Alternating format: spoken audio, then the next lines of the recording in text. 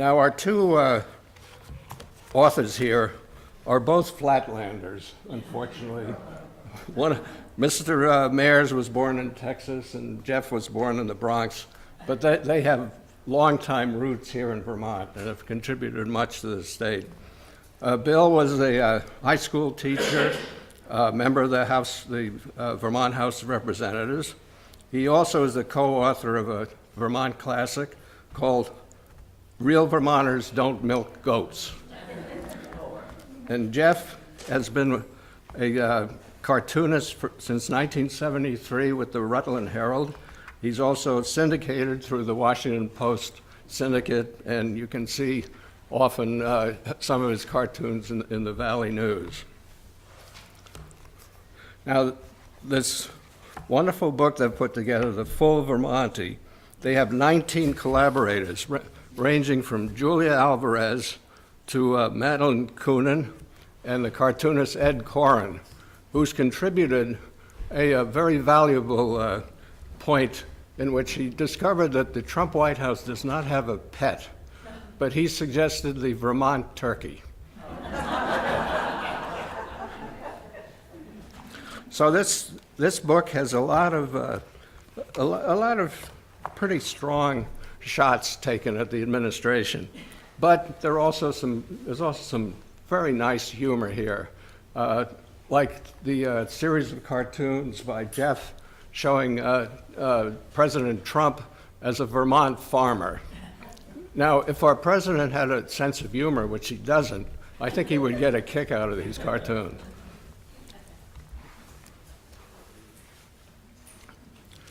Well, Bill Mayers has written that, let's see, where are we here? He's written that Vermont has a long tradition of famous moderate Republicans like Ernest Gibson, Senators George Aiken, Ralph Flanders, and Bob Stafford. And Aiken, Gibson, and Flanders, all Republicans, but they said they were Vermonters first. And Jeff has noted that Senator Aiken, during the Vietnam War, was known for saying, "Let's get out of this. Let's just say we won, and let's leave."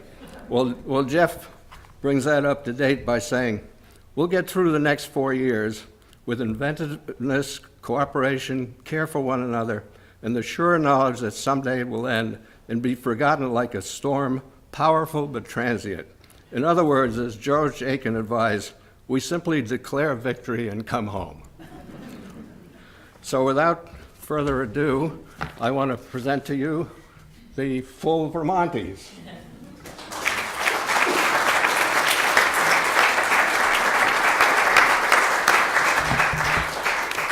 Thanks very much. That's great.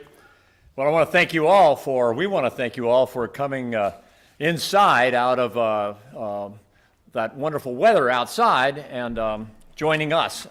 So what I'd like to do is read a sort of a version of how this book came about, and then Jeff's got some things to say, and then we might read a couple of passages, and then if you have questions, we'd be happy to try to answer them. So it began this way. Shortly after I had open heart surgery, Donald Trump's election was the nightmarish present I received on my birthday. Like millions of other Democrats and some Republicans, I went into denial. How could 63 million people be so wrong? During the campaign, I had reread the Sinclair Lewis novel, It Can't Happen Here, about a right-wing presidential victory. Little did I expect that this book, written and set in Vermont in 1935, would be so prescient. Now we had a presidential buffoon, a man of willful ignorance, bigotry, and prejudice, a malignant narcissist who lacked all curiosity, compassion, and humility. Upon further reflection, I saw that the Republicans had done it with the help of Russian hacking, the antiquated electoral system, widespread gerrymandering, and appeals to the worst human instinct. That wasn't all. As I recovered physically, I deteriorated mentally. I got angrier and angrier. I couldn't just stew in my own juices. I couldn't march because of my heart. And I had no complaints about our Vermont congressional delegation. So I dutifully wrote checks to the ACLU and 350.org, but that wasn't enough. What could I, a single voter, do? I sought comfort with my friends in Vermont and beyond. I called Jeff Danziger, a cartoonist whom I had known for 40 years and who had illustrated 4 of my books. He splits his time between Vermont and New York City. With his biting political cartoons, he daily afflicts the comfortable and comforts the afflicted. While we commiserated, he said, well, why not write another book before dementia sets in? That's what Rachel Maddow said a few weeks ago. Think what you can do well and do it for your country. Well, I can write humor, but I'll only do it with you. There's a title I've always thought of and always loved, said Jeff. The Full Vermonty, Vermont in the Age of Trump. Excellent. Let's go. Desperate times call for desperate measures. So we scoured the hills and hollows for ideas. We were the first state to outlaw slavery. Vermont has a history of speaking truth to tyranny, from Matthew Lyons to Ralph Flanders. We're little, but we're loud. Grandly, we asserted that we could survive the next few years under the Washington axis of evil, AKA the Trump administration, the Republican leadership in Congress, the conservatives on the Supreme Court, and Putin's gang in Moscow. We made a good start with some lists, quizzes, cartoons, and a cover. But then it dawned on us that the task was too large and the enemy was too fearsome for us to do it alone. As in most hostage situations, and this was the biggest one in the nation's history, we needed backup.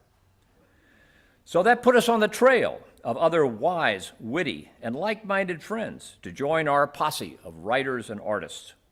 The list grew and grew, and in a month's time, our duet became a chorus. Hallelujah. Joe?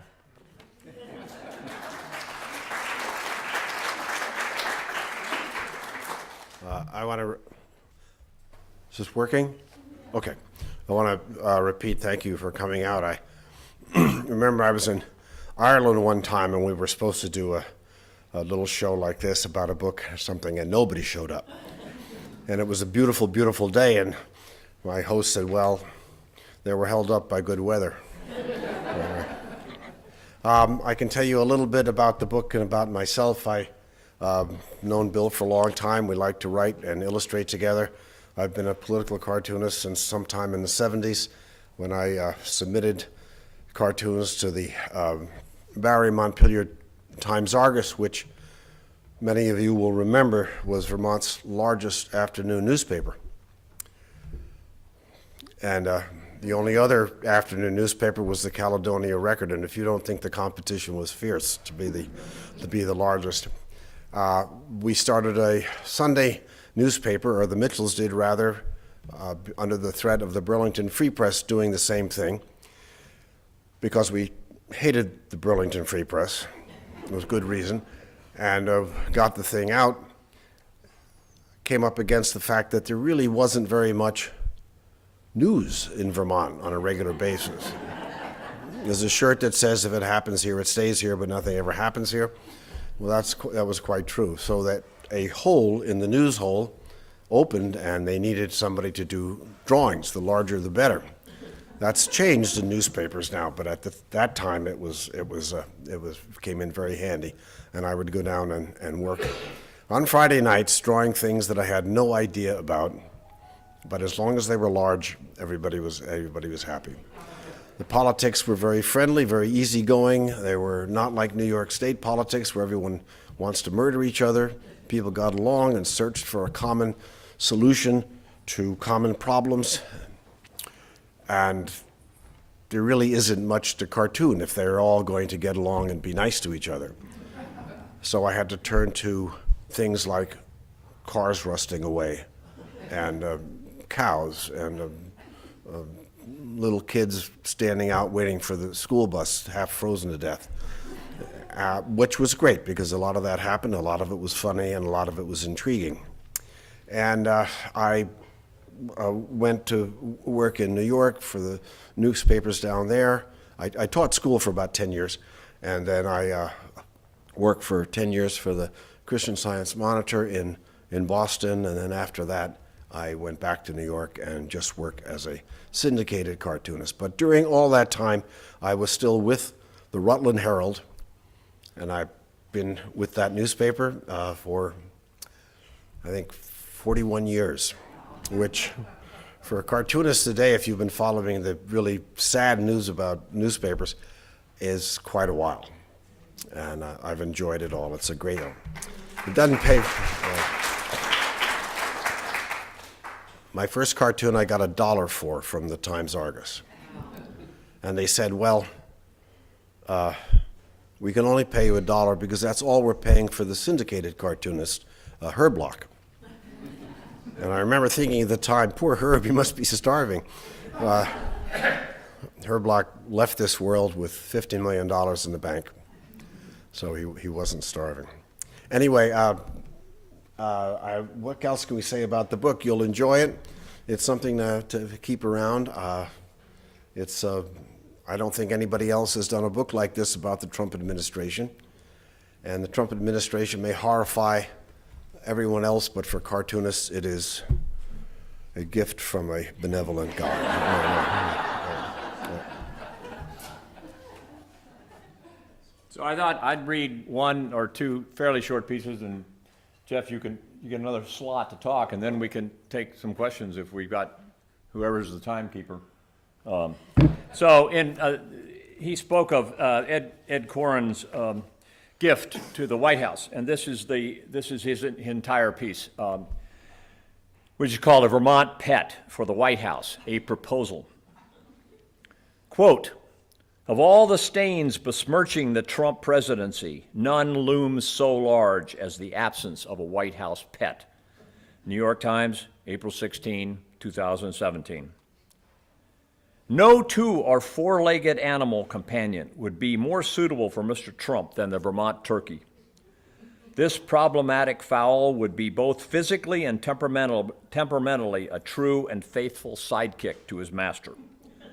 Starting with the turkey's physical presence, its waddle, the flap of skin under its chin, its caruncles, fleshy bumps that grow on its head and throat, and its snood, the fleshy flap hanging from its beak, this bird would more than complement his master's corporeal presence and lurching gait and demeanor. The colors of the head and neck, red, blue, and white, could give a well-needed boost to his master's unconvincing patriotism, while expressing loyalty by mirroring the signature red tie. Further reason to believe this to be a brilliant pairing is the behavior of the turkey. Its polygamous relationships and male displays that would tickle his owner's fancy, as well as its tendency of puffing feathers, spreading tail, and dragging wings. And clinching the case for this inspired mutual companionship is that the American people could consider both pet and master in the same light, as naive, stupid, and inept, although the Vermont turkey has a great many redeeming features as well.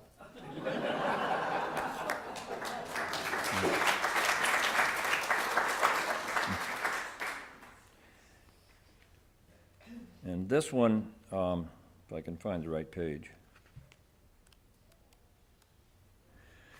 This is called High Noon at Highgate. Everyone know where Highgate is? Good, okay. It's on the Canadian border, right? The federal government is not the only entity that can build a wall.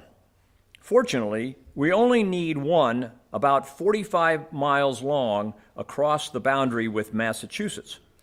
In the north, we have our friends, the Quebecois.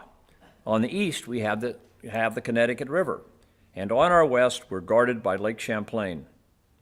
Our wall will be built with hedgerows of kale, genetically modified to be 8 feet tall. It will be a bipartisan effort from Republican Governor Phil Scott, a contractor, and Democratic Lieutenant Governor David Zuckerman, an organic farmer. Sorry, David, this GMO is for a good purpose. Vermont will become a refuge from folks from both blue and red states, fleeing from polluted waters, fouled air, and never-ending Trump rallies. Each year, we will admit a certain number of people with needed skills, giving preference to disillusioned Trump supporters. Our own EB-5 program will be scandal-free. And if you don't know about the EB-5 program, you should. For everybody else, because we don't want to be inhospitable, after all, Vermont was called the beckoning country back in the 1960s. We will invite, even encourage them to invest in Vermont by buying some land. Tom Salmon, a good governor in tough times, famously said, "Vermont is not for sale." Well, we'll have to revise that for our own time of troubles. "Get a place in Vermont" will be our slogan. That place would be 100 square inches, slightly bigger than a hand or a boot print. Thus, there would be about 60,000 plots to an acre. And with 5.6 million acres in the state, we'll have a land bank of some 30 billion places in Vermont. We could sell one to every person on the earth and still have enough for ourselves. The mind boggles at the thought of it. Have you got any more to say? Okay, he's ready to answer any questions or say something else. What else do you want to say? Yes, if there's any questions, that'd be a good place to start. Yes, sir. Did you go to art school? I'm sorry? Did you get an art degree? No, I didn't. Not for a college education. I've gone to a lot of figure drawing classes, which is, I mean, one of the drawbacks of cartoons is that there's nothing in front of you. It's just you're sitting there at the desk, a piece of white paper, and you've got to make it all up. You can have little clips from the newspaper, or you can go on Uncle Google and try to find what people look like, but you have to get it all out of your own head. And anatomy and physiognomy and all the other things that go into drawing, you sort of have to practice that. It takes a long time to get good at it. And as I look back at some of my early work, which was just awful, right?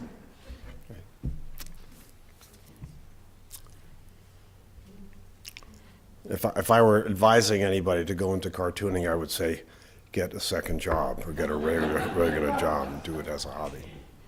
Right.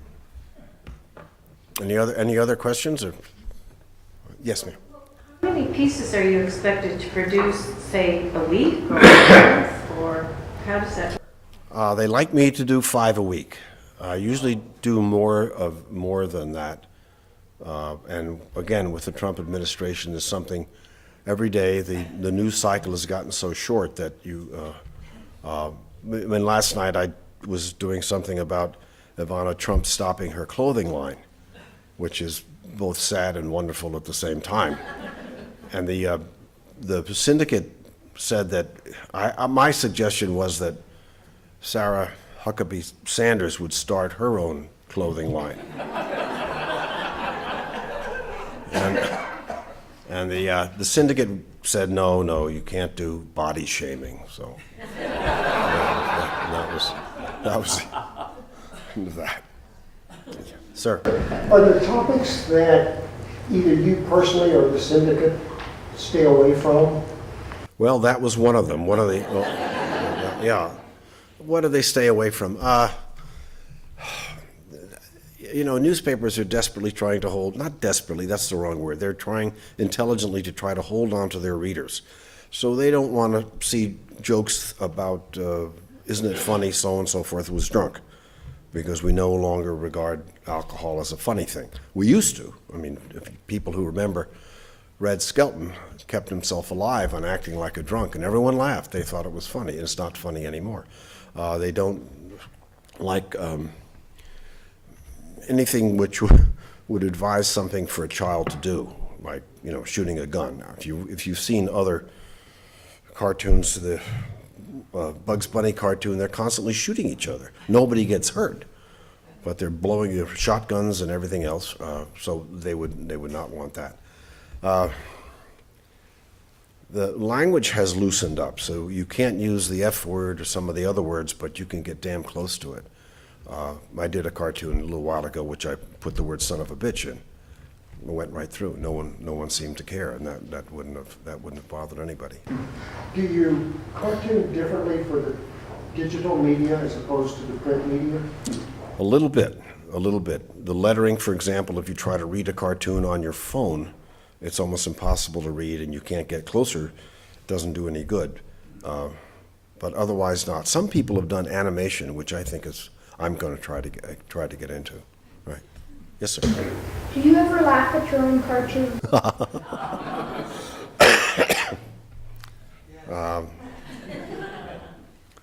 They're not all funny.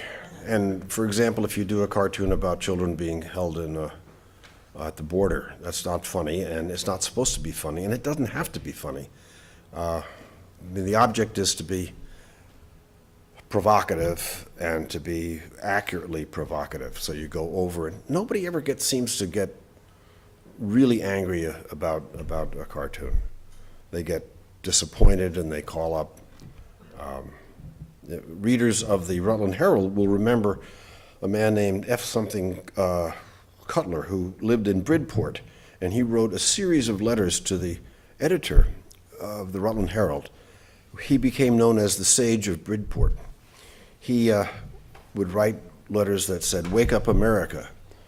I don't know if you ever read one of those letters, and when are we going to, we the people going to, things like that. And it got to be so funny that after a while we looked forward to his, they were always criticizing the paper, and we were a bunch of commies and so on. But it was just wonderfully funny, and he was, of course, dead serious. Yeah. Right. Yes, sir. Ma'am. Ladies first.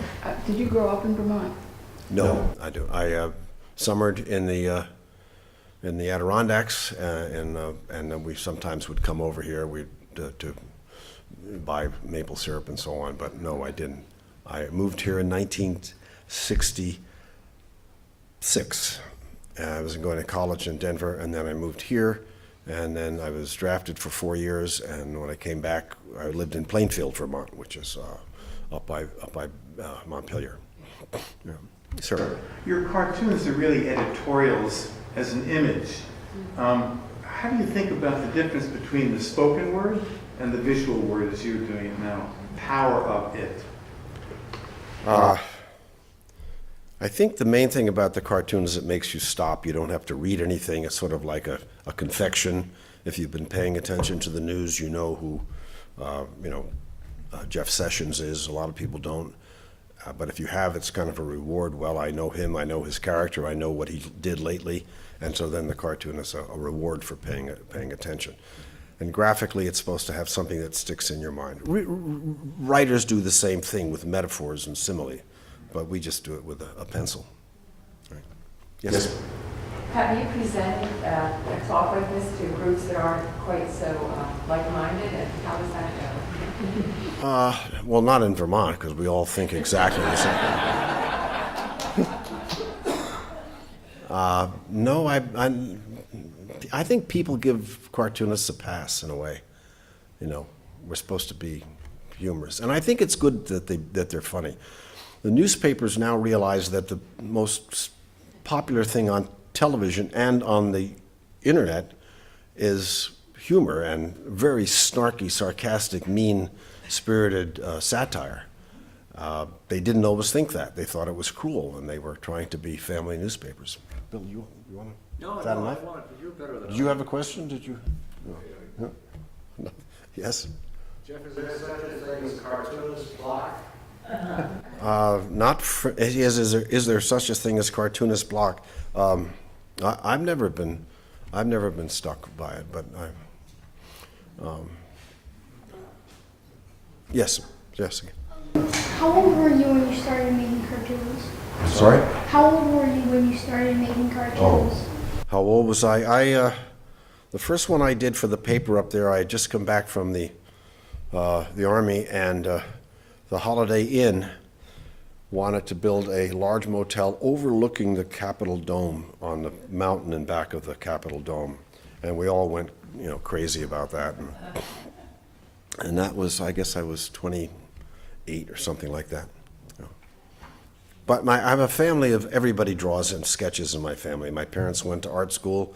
My father was in advertising, and my mother was a portrait painter, and there was always paper and pencils around. So, yeah. Have you always written? I'm sorry? Am I what? Have you always written? Oh, no. I had 3 or 4 professional failures before I and then it was writing, and then I became a photographer, and a beekeeper. and what? A beekeeper. Well, a beekeeper, yeah, but I don't do that for a living. I mean, I just do that. Easy. But I had a very checkered career, and I tried to do a lot of different things, and always get to the point where I knew I couldn't get any better, so I went and chose something else, so that people wouldn't say what a jerk he is. So I'm really a journeyman at a lot of stuff, but not a master at nothing. But no, I couldn't. I wouldn't. I used to get C's for my papers in high school. Yeah. It says you were a teacher in your biography. What were you teaching? Oh, I taught history at CVU High School in Heinsberg, suburb of Burlington. And but I didn't do that until late, after I'd done a lot of other things, which I liked. I mean, it was great. I loved to teach, and I loved high school. I couldn't imagine myself teaching in college, and because you still had a chance to really turn kids on. And I'd love to tell the sophomores who were 15, I said, I'm going to turn you all into intellectuals, because Arthur Schlesinger defined an intellectual as a person who's at home with ideas. And that's what Piaget was saying about the 4th stage of our intellectual development, is you really can think conceptually, and before that they're very concrete thinkers. So it was really a great, exciting thing to do. Did you bring humor into the history class?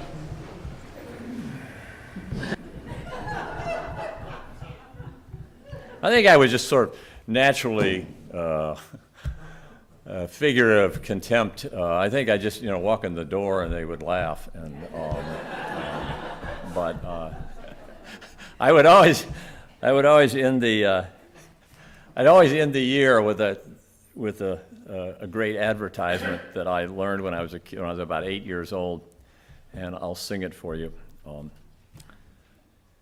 Paul Bunyan, you see, grew as tall as a tree till his head popped through the sky. Now the reason he grew was because as a boy he drank T-O-D-D-Y. Toddy's a drink for me. Toddy, try and pop, you'll see. It's a brand new drink, you see. Chug-a-walk in a can by a T-O-D-D-Y. Toddy, delicious.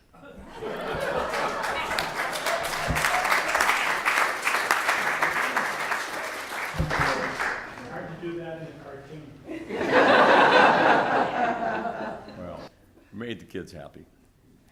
So the next year the kids would come in and say, oh, we want to hear the Toddy song. No, you can't have it until the end of the year. Yeah. It's a question for each of you. When you're cartooning or writing, do you attempt to address a certain audience other than an audience with a sense of humor, either geographically, politically, intellectually? Who do you picture you're writing for or cartooning for? Well, I don't know. I've written, 15 or 16 books, and they've all been about different topics, and some have been very serious, and some have been less so. So it's really hard to say there's a consistent audience I'm thinking about, but I do try to think of what is this audience. So the 4 books I did with Frank Bryan, 2 of which that Jeff illustrated, we were thinking about a Vermont audience, although we wanted people to think of Vermont, but it's people. You want to use humor to make them think. I mean, it's but you don't want to preach, and how do you know? I mean, it's kind of like being a radio announcer. You send something out there, but you don't know if anybody's responding or even hearing it. So it's the right question, but I don't know I have a clear answer for it.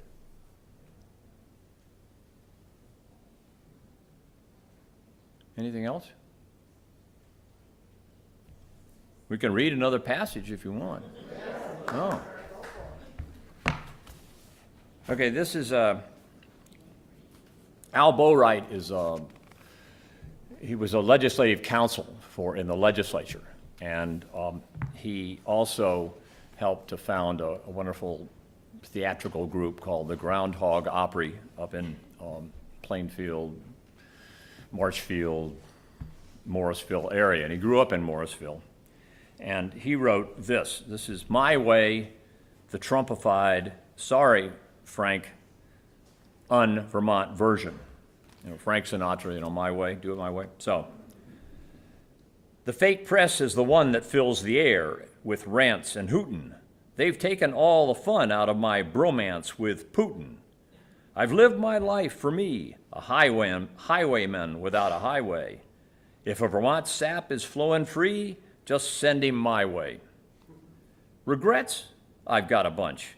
I should have cronies, unlike Bannon. Don't forget 'twas my first hunch to fire Comey from a cannon. It's loyalty that works for me. It's only my my way or the highway. And if you see a chickie D, just send her my way. Yes, there were times, the woodchucks all knew, that I bit off more than I could chew. To prove my ignorance complete, one only needs to watch me tweet. To the lawful word I give the bird and do it my way. I've run a con all my life, a life of bombast and bluster. I've got big plans for my kingdom fans, though I lead like General Custer. I'll denigrate all those I hate, and I must say, not in a shy way. Truth is, I burned my tax returns and did it my way. What is a man? Why is he free, if not to slave for those like me? No need to put on airs. I'm here to serve us billionaires. Line up the ducks. Make sure the bucks keep coming my way. All right, let's see if we can find one more short one here. The letter from, what's his name, from Craven, from Jay Craven. Oh, okay. Not Yeah, Jay good. Jasper Craven, the son of Jay Craven, was or is a journalist, and he has he wrote a piece inviting the Vermont congressional delegation to a party on the White House lawn.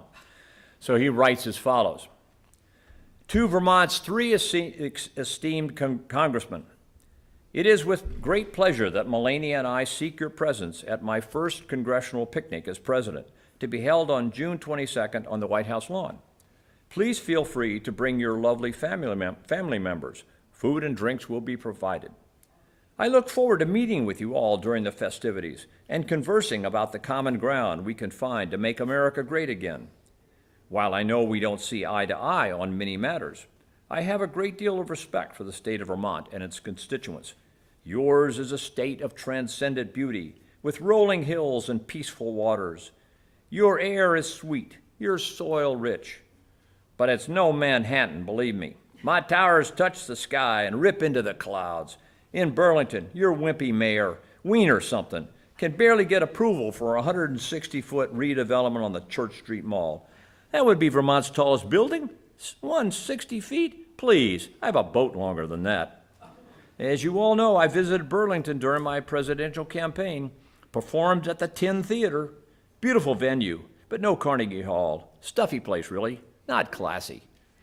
There were thousands lined up outside to see me in Burlington, and that was in the dark, desolate cold of winter. It was so frigid that night, minus 30 degrees. My people tell me there were 40,000 people who received tickets for my rally. More people than live in all of Caledonia County. A whole country saw me, and on a night it was so cold I heard people's Subarus didn't even start. You people in Vermont love Subarus, Japanese cars. Please, give me a vehicle with stamina, energy, elegance. But overall, Vermont is a gorgeous place, huge. It's a state brimming with innovative entrepreneurs and fledgling businesses that are reinventing what can be produced in a small rural state. I'd particularly like to praise Ariel Quiros and Bill Stenger, two of the best titans of business in the state. Tremendous people, Quiros especially. He used his hard-earned cash to purchase a $2 million condo at Trump Tower. One of our best condos, I'm told. Those two really have the business acumen of a New York real estate king like me. I'm sure they both read The Art of the Deal, my second favorite book after the Bible. I presume Quiros and Stenger paid particular attention to the following real quote from the book. The final key to the way I promote is bravado. I play to people's fantasies. People may not always think big themselves, but they can still get very excited by those who do. That's why a little hyperbole never hurts. People want to believe that something is the biggest and the greatest and the most spectacular. I call it truthful hyperbole. It's an innocent form of exaggeration and a very effective form of promotion. In addition to Stenger and Quiros, your state has some other great businessmen and women, but Ben & Jerry's, losers, overrated. Fish food is garbage, total trash. Those ice cream people supported Bernie for president, a communist. Bernie, you've got guts, but if you cross me in 2020, I will bring in the big guns. It will be over before it started. My people will be watching you at the picnic, so don't get any ideas. I heard that during past presidential picnics, you've stolen large vats of coleslaw to redistribute to the 1%. Not good, pathetic. As for Patrick Leahy, you're a man worthy of great respect, the most senior senator in the chamber, with more than 4 decades of public service. But I didn't appreciate your tough questioning of Attorney General Jeff Sessions during his confirmation hearings. You were so eagerly looking to take the spotlight. Sad. I look forward to speaking with you, U.S. Representative Peter Welch, at the picnic. I have heard you worked with esteemed House Speaker Paul Ryan in the past on cheese legislation. Good. I enjoyed our March conversation on renegotiating drug prices. You made some good points, as did I. The pharmaceutical CEOs I recently met with have also made some good points on healthcare policy. The head of Novartis is a member of the Mar-a-Lago, home of the best coleslaw on the planet. Don't get any ideas, Bernie. The Johnson & Johnson CEO actually owns a summer home in Vermont and had a great joke about the state. Question, what's the best thing to come out of Rutland? Answer, Route 7. Rutland does have its troubles, and the opioid crisis is very bad. I'm very happy that our Muslim ban was able to prevent 100 Syrian refugees from entering the city. The previous mayor, I call him Chris Losers, should not have so vigorously defended the resettlement. He lost because of it. Pathetic. Anyway, I look forward to the Vermont delegation's presence at the picnic. No backpacks, Bernie. Thank you again for your service to our country. You each bring an impressive energy to your political efforts in Washington, but not as much energy as me. Believe me, sincerely, Donald Trump. Thank you. No, we're fine. Well, thank you, the full Vermonties.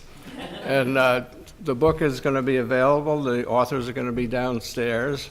And what we'd like you to do is to go out this way, down the stairs, and you'll just walk through the library and you'll see the table with the authors. And let's give a hand to the editor of the Standard, Gareth Henderson there.